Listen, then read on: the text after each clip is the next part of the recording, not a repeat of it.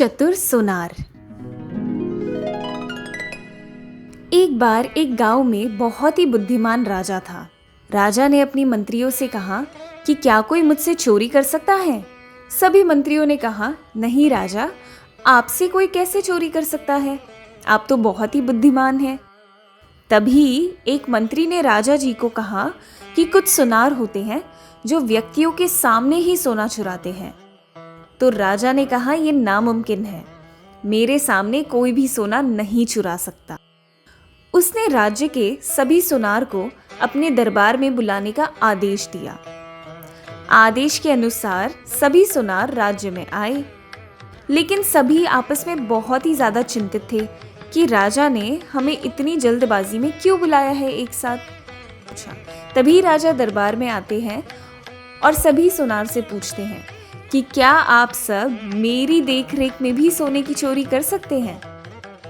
कुछ सोनार ने कहा, जी हाँ, हम 1/4 सोना निकाल सकते हैं। कुछ ने कहा कि हम आधा सोना चुरा सकते हैं। तभी राम नाम के एक सोनार ने कहा कि मैं पूरा सोना आपके सामने रहते हुए भी चुरा सकता हूं। सभी लोग आश्चर्यजनक हुए कि राम, तुम ये नहीं कर सकते। पर उसने फिर से कहा, नहीं, मैं ये कर सकता हूं। राजा ने आदेश दिया कि अगर ऐसा तुम कर पाओगे तो मैं तुम्हारा विवाह अपनी बेटी से करवाऊंगा और अपने राज्य का आधा हिस्सा तुम्हें दे दूंगा। लेकिन एक शर्त रखी कि वह पूरा का पूरा काम राजा और पहरेदारों की ही देखरेख में करेंगे और साथ ही उसे अलग वस्त्र दिए जाएंगे जो वह काम करते समय पहनेगा और जाते वक्त अपने वस्त्र ही पहनकर घर जाएगा। राम ने कहा, ठीक है, जैसी आपकी आज्ञा। राम ने दूसरे दिन से अपना काम आरंभ किया। राजा की देखरेख में एक शिवजी की सोने की मूर्ति उसे बनाने के लिए दी गई। धीरे धीरे मूर्ति का बनने का काम चलता रहा। वह दिन भर राजा के यहाँ शिवजी की सोने की मूर्ति बनाता और एक विशेष और ध्यान देने वाली बात यह थी कि वह रात में शिवजी की पीतल की मूर्ति अपने घर पे बनाता था। यह क्रम चलता रहा। लगभग 1 हफ्ते बीत गए। 1 हफ्ते बाद मूर्ति बनकर तैयार हुई और राम ने राजा से कहा, अब मुझे एक चमकाने के लिए ताज़ा दही चाहिए। शाम का वक्त था। इस टाइम ताज़ा दही मिलना मुश्किल था। राजा ने पहरेदारों को आदेश दिया कि ताज़ा दही ढूंढ कर लाए। पहरेदार बहुत परेशान हुए, पर उन्हें ताज़ा दही नहीं मिला। तभी अचानक से एक युवती ताज़ा दही मटके में बेच रही थी। उसे पहरेदार लेकर दरबार में आए और राजा ने उसे पूरे मटके को खरीदकर राम को दे दिया और युवती को पैसे देकर जाने को कहा।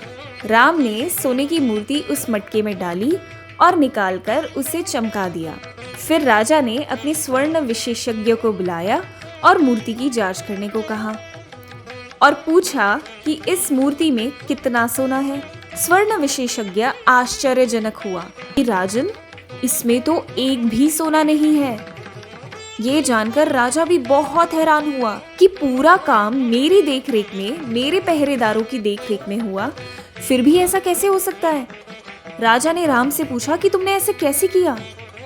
उसने राजा से पूछा कि आप सच जानकर मुझे सजा तो नहीं देंगे। राजा ने वादा किया कि नहीं, ऐसा नहीं होगा।